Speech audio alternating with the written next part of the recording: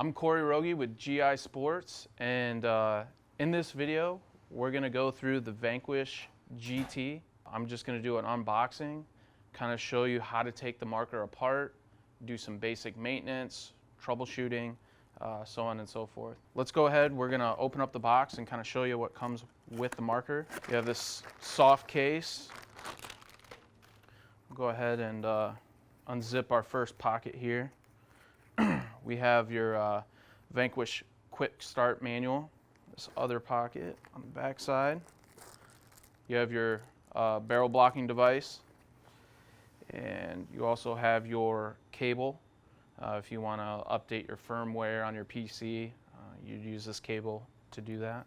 Now that we have our case open, you have your barrels, which you can actually pull that out, detach that. You have your front, and then you have 4 backs here, ranging in sizes. You know, you go from small bore to a larger bore. So we got a 682, a 685, a 688, and a 691. We'll go ahead and take just one of these out and assemble it.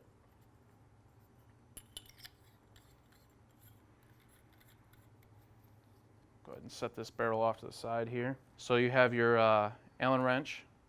It's a 3/32 that comes with your Vanquish. This covers every screw on the gun, so this is the only tool that you really need. And then we have our spare parts kit. You have a couple different things in here, extra screws. You have a standard Allen wrench versus the driver style that you have there. You have a little plastic container with some lubricant, reg seat, ball detents, extra O-rings. Got a little bit of everything in there. Go ahead and set our case off to the side. Okay, and go ahead and attach our barrel. Kind of show you what the marker looks like all assembled. And that's your Vanquish GT. Some pretty cool features about this marker. Obviously, being an electronic marker, you have all the different modes. It's a joystick on the front here, so you can change through your modes, turn your eyes on and off. You have your ASA on the bottom here, to where you can activate your air source, turn it off, it'll vent, flip it back, it'll put air to the gun. Pretty nice little feature there. And then we have your toolless bolt. So you just go ahead and push down on your bolt there, and then just go ahead and give it a pull. Now this is your V16 drivetrain. One thing that I personally recommend, whenever you get your marker like that, you really don't know how long that grease has sat on there. So typically what I recommend doing is going through and wiping off all the factory grease, and then re-lubricating it. If you ever run out of the grease that comes with the marker, we typically recommend that you use like a Dow 33 or Dow 33 equivalent grease. You never want to use oil or anything like that. I'll kind of touch on maintenance, some of the common issues that may crop up after using the marker for a while. But we'll first start off by removing our bolt guide. This is essentially your end cap, your bolt guide.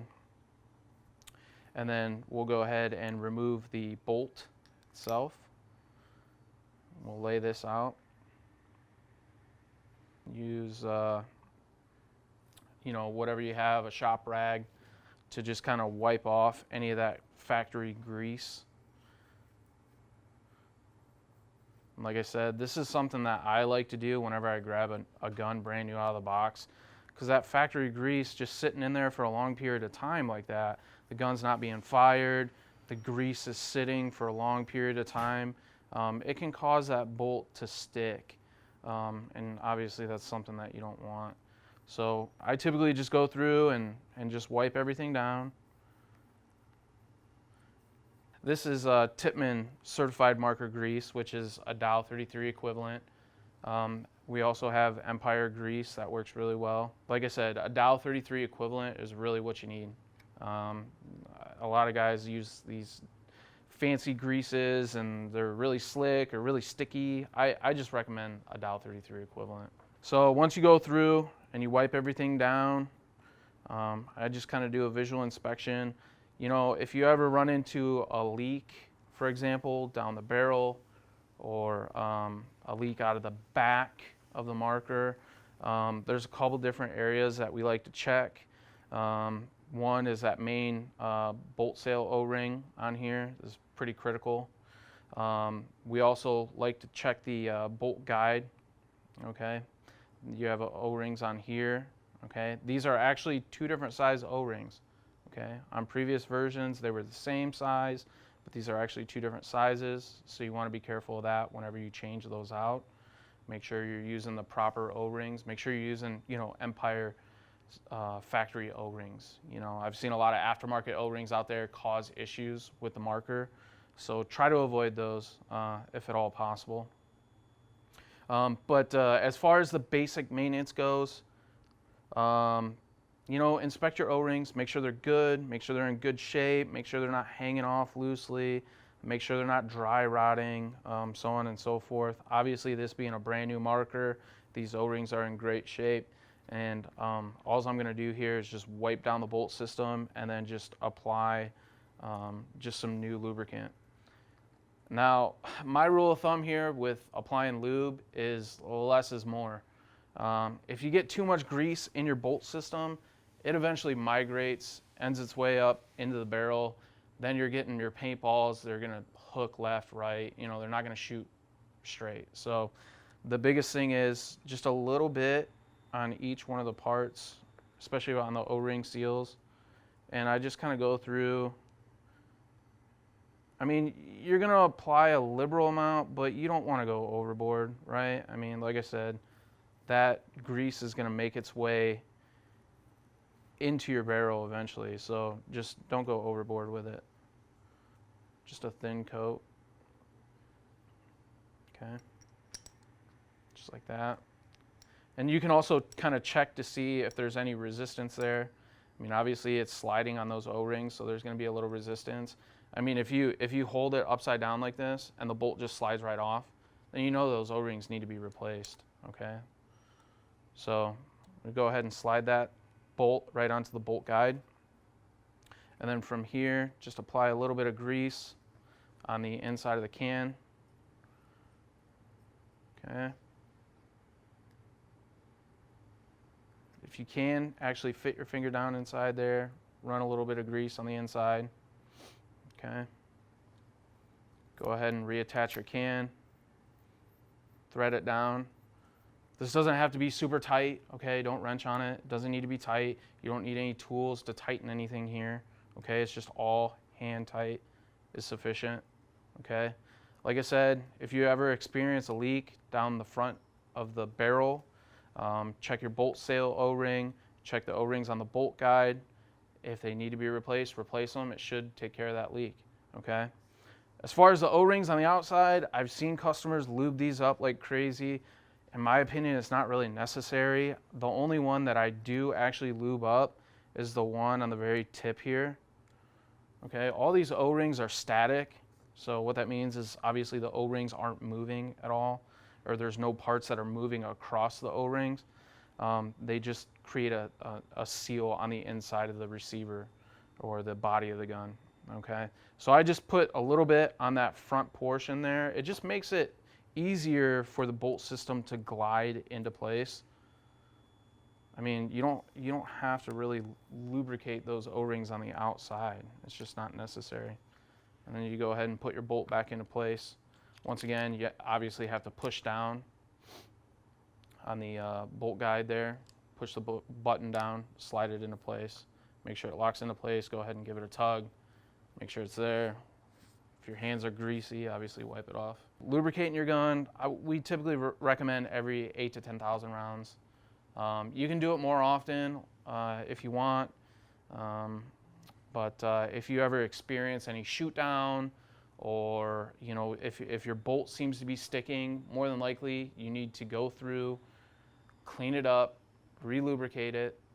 May even possibly need to replace some O-rings on the inside of that bolt there. depending on how many rounds you put through the gun. The one cool thing about this marker in particular is that it has this joystick setup. So the button on there is multi-directional. It can go left, right, up, down, and that joystick makes it really, really easy to turn it on, turn it off, cycle through your menu, change modes, you name it. So it's a really cool feature, and we're gonna kind of show you how to do that right now. Okay, so to turn your marker on, we're gonna start by pushing the directional joystick in. You're gonna go ahead and push it in. You're gonna see that you get your power on, and then from there you get a bunch of different things, okay? It tells you your mode, your ball per second rating, your battery life level, okay? It also has the eye indicator, and as far as the startup goes, it tells you that we're operating at low pressure. The reason it says that is because we don't have a tank attached to it, okay? So that's your pressure indicator. Obviously, when you put your tank on there, it's gonna give you a totally different reading. It's not gonna say low pressure or low PSI.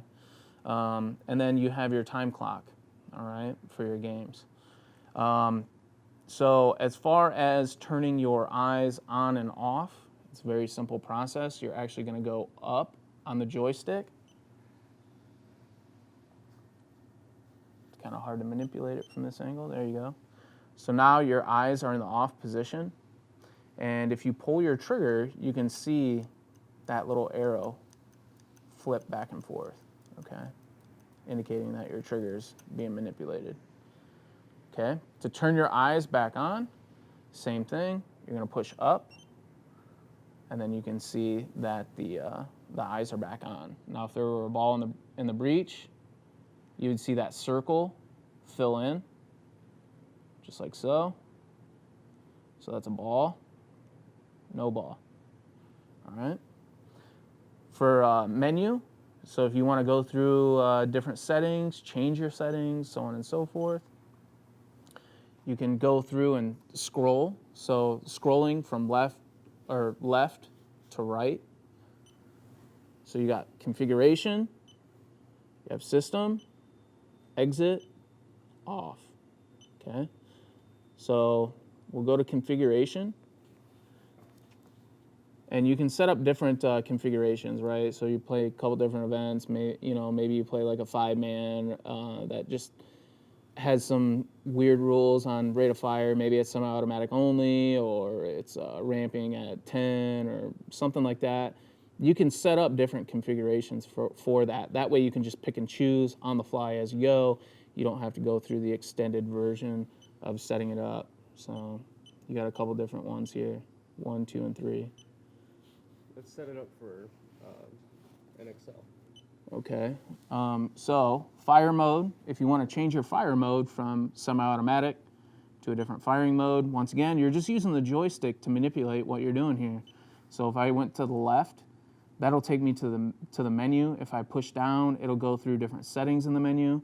If I want to select something, I'm going to go to the right. I'm going to push it to the right. I'm going to go over and select what I want to do.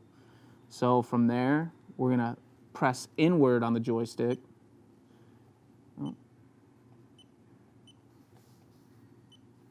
And you're going to go down. So you got Millennium. You got PSP ramp. You got PSP, I can't see it from this angle. It's PSP ramp 12. It's 10 before. Was it 10? You have full auto, burst, ramp, semi, and then what's? Millennium 10. Millennium 10. So you can go ahead and select that. If you push in, it'll actually kick you over, and then you can go onto other different settings. So you have your rate of fire cap, which obviously if you're selecting a mode for an event, you will always want to have that on. Rate of fire, yep, that's 10. Okay, with the eyes off, that would still be 10. Okay.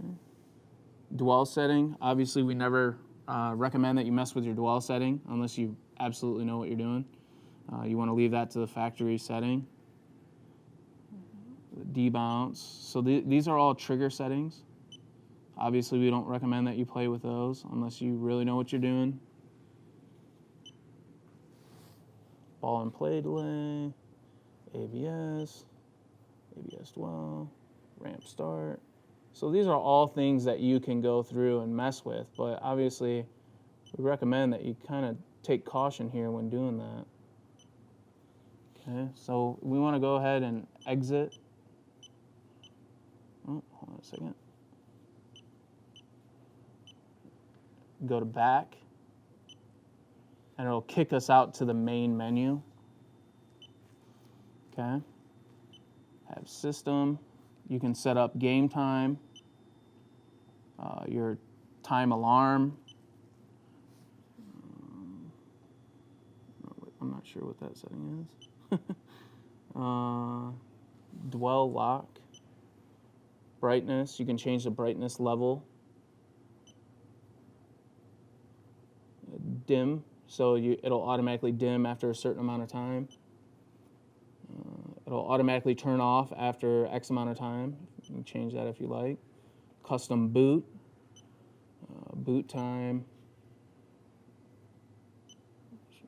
Let's see here. Okay. Your lube alert. You can also reset that as well. Lube reset. Training. Factory reset. This is the one that we tell a lot of customers to use because they get in there and they start messing with things they shouldn't. You can do a factory reset. That's how you do a factory reset. Go ahead and turn it back on. And it'll reset it back to the factory specification. Go ahead and turn it off like we were before. And that's pretty much it. I mean, you only have a few things in the main menu to choose from, but after you get past that main menu, you have a lot to choose from. Another thing that I want to touch on too is reg maintenance. That's one thing that just a lot of customers, they just, they see right past it. This is pretty critical. I mean, if you want your gun to shoot consistent at the chronograph, you don't want shoot down, you want to make sure that you maintain this reg properly. You have your Allen wrench that comes with the marker, but there is one other tool that you may have to go out and grab, and what it is a 1/2-inch deep well socket, okay?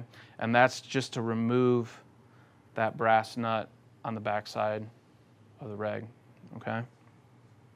So what I'm gonna do is I'm gonna go ahead and take my wrench here, and I'm gonna just loosen that up. And one thing I'll mention is we get a lot of customers that over tighten that. And when that's over tightened, it'll actually cause the lever not to vent, okay? So you'll pull that lever down and it won't degas, okay? And I'll show you exactly what causes that and why that happens. But 9 times out of 10, it's usually because this brass nut on the backside is way too tight.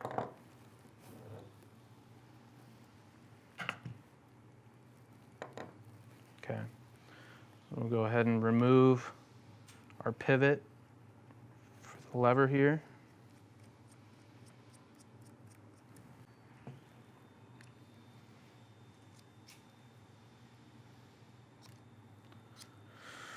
So you have, well, let's go over this one more time. So you have the brass nut that goes in the backside, okay?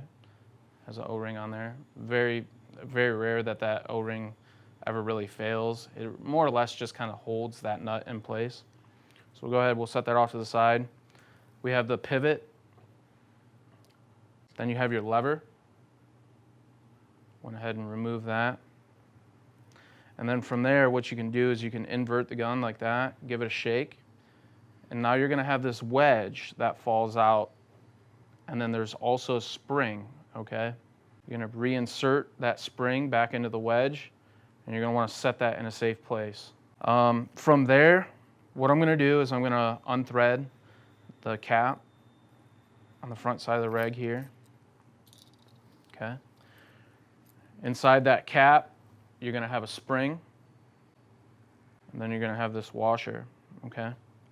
Now this washer is, believe it or not, directional. I've had customers try to put it in there kind of like this. That's not the correct way. The indet should be facing down. All right, and then you have your cap and then the screw within the cap. Now whenever I do reg maintenance on Vanquish, Axe, Mini, you name it, what I start off by doing is just unthreading the set screw, the adjustment screw on the front of the cap. I unthread that just until it protrudes out just a little bit, okay? And the reasoning behind that is whenever you do reg maintenance and you put your reg back together, you want to start with that being out. That way when you pressurize your gun, you don't accidentally over-pressurize it, okay? You could ruin your solenoid that way. There's a lot of damage that you can do if your gun is over-pressurized. So I start with it being just protruding out just slightly, all right? We'll go ahead and set that off to the side. I have one more part in there before we can get to our, I'll try to get that out. So here's another part that we had to pull out here, and you're gonna have this pin, and this pin is what interacts with your tank, okay? So I'm gonna try to illustrate this for you. So you have your wedge, all right? And this is gonna be kind of hard to get, but your wedge will interact with the backside of that pin, pushing it outward and engaging the tank, all right? So this wedge is directional also, okay? So we'll go ahead, I'll pull the pin and kind of show you what the back end of that looks like. It's nice and round.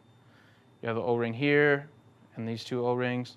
Sometimes if you get a weird leak out of the bottom of the lever, that could be caused by either of those O-rings, all right? So you might want to inspect those. If same thing with this O-ring too, you want to inspect that, make sure that's in good condition. All right, now we're into the reg, about as far as you can go. We do have a couple more parts that we can pull out of here. It's going to be kind of hard to see, but on the inside of the regulator housing here, we have a reg pin, we have a reg seat, and then we have the piston, which is on the front side, okay? And then there's a spring that rests underneath that piston, okay? What we're going to do, and this reg pin, it shouldn't be super tight. We'll just go ahead and unthread it using our 3mm nut driver here. This is one tool that you may want to pick up if you don't have it. So this pin right here is our regulator pin, okay?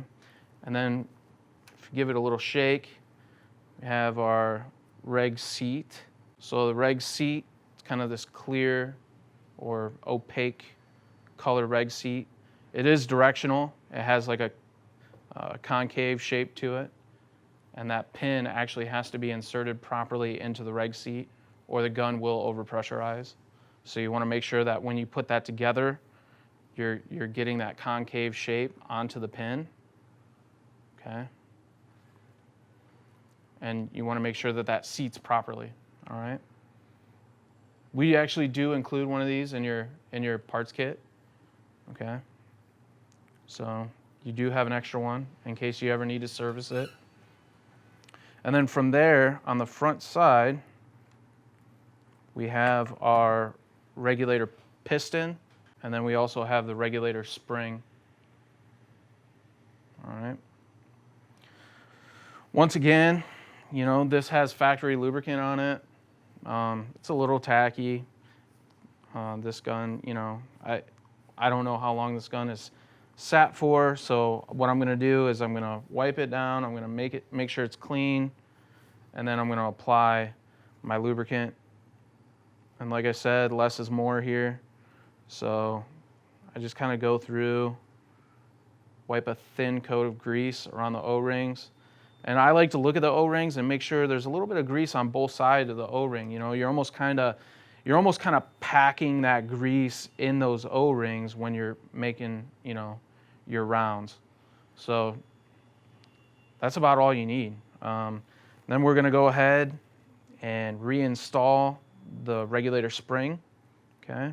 Make sure it's centered there. And then you can see on this reg piston, you have a post in there with threads. The post with the threads will be pointing downward. That's what your regulator pin threads into. So we'll go ahead, we'll set that in there. Kind of guide it in smoothly. And then from there, with your free hand, you're going to hold that reg piston in place, and you're going to kind of invert the gun. And then from there, what I like to do is I'm going to grab that 3mm. I'm going to put that reg pin on there. I'm going to also attach my reg seat, making sure that it's in the correct direction.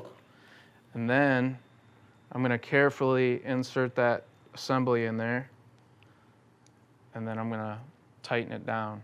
Now when I say tighten it down, you want to make sure it's snug, but you're not going to wrench it, okay? You just want to make sure it's snug. You'll know that it's snug because when you start to rotate your driver, you'll feel the reg piston start turning on the front side if you're holding it with your free hand, okay? So just make sure it's snug, okay? That's really good right there. And then we're going to go ahead and just start to put it back together. Now you can see that on this particular part, this needs to be lined up with the bottom side of the regulator housing, all right? That's obviously pretty critical. You know, most of the time you can just kind of drop it in there by hand and get it to fall into place and it lines up perfect. Sometimes you might need to have a tool assist you, like you know, a small pair of needle noses. You can grab the tip of it, obviously making sure you don't grab the O-ring or you mar up the material. But I also apply a little bit of lube here just to kind of make it slide back into place. And then I just go ahead and drop it into place, making sure that it's lined up. Now you have to be really careful. I do this pretty often, so I'm pretty comfortable with using this tool to get that to line up. You know, obviously I would recommend that, you know, your average customer use something other than, you know, a metal Allen wrench, but I've done this many times over, so I'm pretty comfortable with this. So just kind of go back through. You want to make sure that the slots are lined up. You have the bottom of the reg housing, and then you have your other part there. And you want to make sure that they're lined up. All right. Once they're lined up, you can go ahead and reinsert your wedge, your spring-loaded wedge there. Now, if you're not careful, you can actually push that pin all the way in. Okay, so the pin that interacts with your tank. Now, if you have a problem with this spring falling out, here's just a cool little tech tip. You can just take a little bit of grease and stick it on that spring and then insert that spring into the wedge. And then when you tip it upside down, that spring's not going to go anywhere. So that's a nice little tech tip. You just kind of drop your wedge back into the reg housing, just like that. And then from there, what we're going to do is we're going to put our lever back into place. Get this going the right direction here. So I can press it. You know, you're going to feel a little spring tension there with that wedge. Okay. Go ahead and use your Allen wrench to secure that pivot. Go ahead and check the functionality. Okay. One thing with this pivot, don't wrench on it. You don't have to crank it down super tight. You know, you've seen what I did with the driver there. That's it. That's all you got to do. Okay. You're gonna know if it starts to come loose on you, but it's pretty rare that that ever happens. So just check the functionality. Okay. Looks good. Now we'll go ahead. We'll put our spring back on top of the reg piston, and then you have this washer here. Like I said, it is directional. It's got that little bump in there. Make sure that bump is facing downward, just like that. And then from there, once again, double check, make sure that that screw is unthreaded slightly. Make sure it's protruding from the cap. And then you're gonna go ahead and thread that on by hand. and just get it nice and snug by hand, okay? From there, go ahead and flip your lever to the off position, and then we're gonna take our brass nut here and we're gonna thread that onto the back side.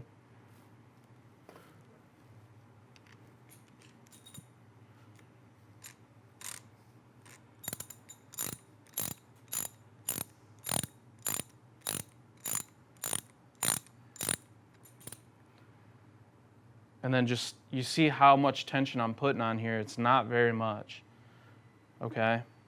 Like I said before, if you crank that, what'll happen is it'll cause the wedge and the spring to bind on the inside of the ASA, the regulator. And then when you go to flip your lever here, you won't get that venting action that you would normally get. So if you ever experience that, just go in there with your socket and just loosen it just a touch. And what you'll typically see happen is you'll see that spring and pin just go, it'll click downward, and then you can check the action. And you should be able to feel that spring tension, all right? And then from there, what you're gonna do is you're gonna air up the marker, all right? You're gonna put your tank on there, you're gonna air it up, you're gonna flip your lever to engage the tank, and you should hear some air go into the marker, okay? If it starts to leak, don't freak out, okay? Because your reg is at the lowest setting, okay? Because we backed that set screw out. What you're gonna wanna do from there, if it's leaking just a little bit, just go ahead and turn that in, and you should hear that leak go away. And I like to start with the top of the set screw flush, okay? Or maybe even protruding just a hair, all right? And then what I do is I go through and check my pressure with the circuit board, okay? And make sure that you're running at the correct pressure, all right? That's pretty much the basic maintenance there with your regulator. You don't have to do this after every game. You don't have to do this, you know, after every single event. It's just something that you want to do whenever you start running into issues with drop down, you know, like the first shot drop, or you're having really, really bad, you know, consistency issues at the chronograph. Here, we're going to show you how to do some basic eye maintenance. You know, everybody breaks a paintball eventually, right? So with your Allen wrench, you're going to go ahead and remove your eye cover. So you have your eye cover. Right here you can see that that screw is actually held in. Actually glue a little piece of foam right there so that screw is not going to fall out. You have your ball detent, and then it's spring loaded obviously, so you want to be careful there. It is captured. I mean, you can shake it, it's not going to fall out. It will fall out if you depress it and then let that spring go. So kind of be careful there, all right? So we're going to go ahead and we're going to set that down off to the side here.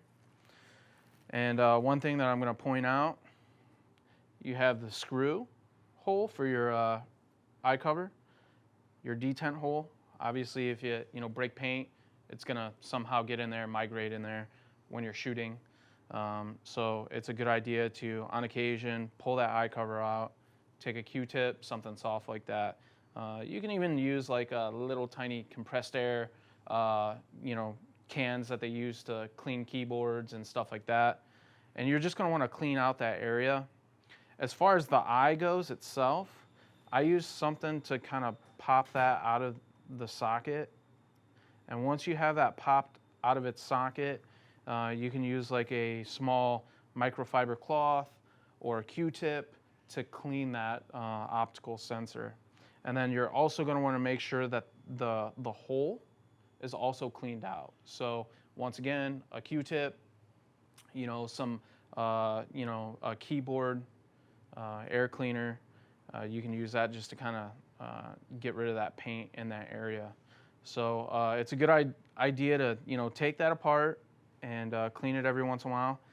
I like to clean it even if I'm not breaking paint, because what can happen, I mean, if you're lubricating your gun or whatever, you start shooting, that lube can actually make its way into that area. So it's a good idea, even if you're not breaking paint, to every once in a while just inspect that area and make sure it's nice and clean, okay? So we'll go ahead, we'll reinsert our eye cover. And one thing I'll mention with the eye cover is that you want to be careful not to wrench down on these really tight, okay? They should be snug, but not cranked down, okay? Check them every once in a while. You know, I mean, if you're worried that it's vibrating loose, for one, you'll be able to see it because that eye cover will just kind of raise up a little bit from the body of the gun, and it won't look right, okay? This one, it's cinched down nice and snug, and you don't have anything really to worry about. You really wrench on that, you run the risk of not only stripping the screw, but making your eye cover look all weird because, you know, the wrench is turning in there. It's going to mess up your anodizing. And then not only that, you could also rip out the threads on the body of the gun, and then you got a much bigger situation on your hands. So just make sure it's nice and snug. You know, go back through if you're really concerned. Just make sure it's snug, and that's pretty much it as far as your eye maintenance goes. Here's where we're going to show you how to hinge the marker open. You know, separate the upper half of the body from the lower half of the body. First, I like to remove the barrel, and then second, you're going to have to remove your bolt. Okay, so go ahead and push down on the back side of your bolt and go ahead and pull it out. We're going to go ahead and set that off to the side. Now, why would you ever want to hinge your marker open? Why would you ever want to separate the upper and the lower? Well, you know, if you take a bad shot, if you just want to get in there to do some basic maintenance, cleaning, so on and so forth, you're going to have to hinge the marker open, right? So that's why we're doing this. We're going to show you exactly how it's done. You're going to take your 3/32 Allen wrench. You're going to go through that grip, and you're going to loosen up that screw. And you're going to see here how the upper and the lower are starting to kind of separate. So you're going to unthread that, and you'll feel when you reach the end of the threads, because that screw is you're going to feel like a little hop in the screw as you're unthreading it. So that means you're at the end of the thread. From there, you can go ahead and hinge it. Okay. So now it's hinged completely open. You have your upper board assembly. Okay. You can see the connector for the upper board, which will go to the lower control board here with your joystick. You'll also see that you have these pins in the back side of the grip frame here, and that's where your battery connection is made.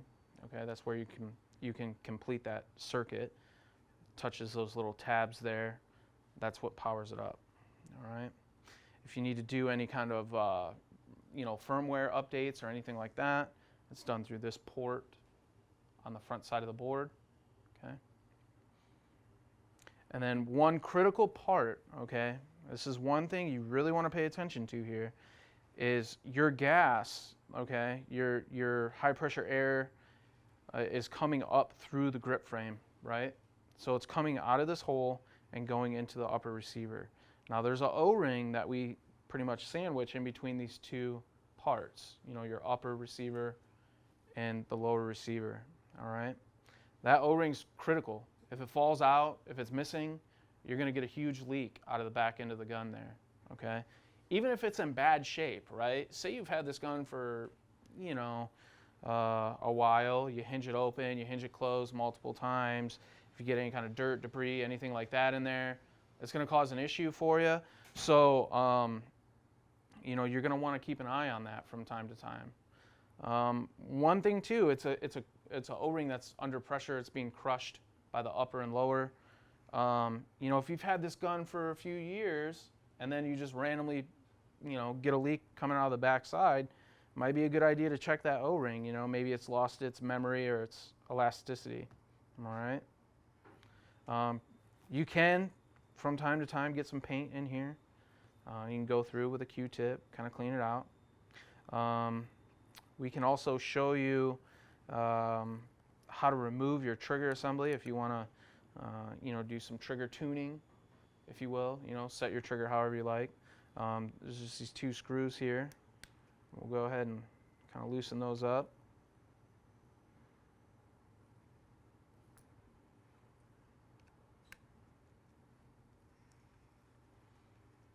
And it's kind of nice because this whole trigger assembly comes out as one complete unit. You don't have to worry about like pins falling all over the place. And then from there, your whole trigger assembly should come out. Now your battery cable is going to be connected, and that will break free.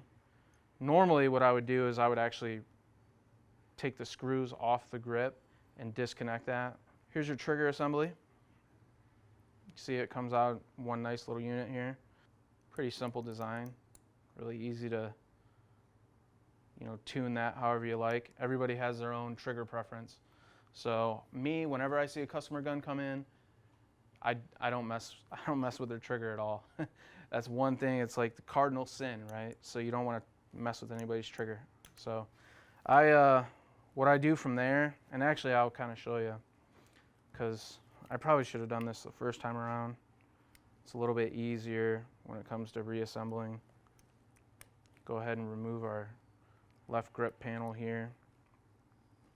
Go ahead and remove our battery. So we have our battery connector, and that's what's going to connect right here. All right. So what I'm going to do is I'm going to go ahead and connect that just like so. Then I'm going to drop it back down through the grip. Slide this back into place, making sure that your connector is down inside the grip frame. From there, go ahead and start off with our first screw. Once again, these don't have to be super tight, just snug is going to be just fine. We have our second screw here, and that's going to go down inside that recess. Just snug. Okay, perfect. We can go ahead and reattach our battery, just like so. Go ahead and drop that in there. Put our grip frame screws back in place. Make sure that's nice and snug.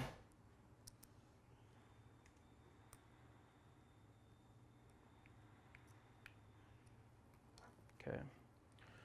All right, from there we can go ahead and hinge it back closed. Okay. Once you get to that point, don't force it.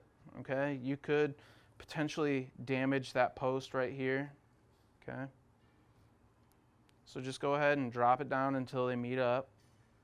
Take your Allen wrench and go ahead and start that first thread. You don't have to crush the gun back together, right? Just let the screw do all the work. Make sure that's fairly tight. You don't have to farmer wrench it, but just make sure it's tight. All right, because you don't want your lower and upper body half or receiver actually separating. So just make sure that's nice and snug. Go ahead and check the functionality of your trigger. Make sure everything's good there.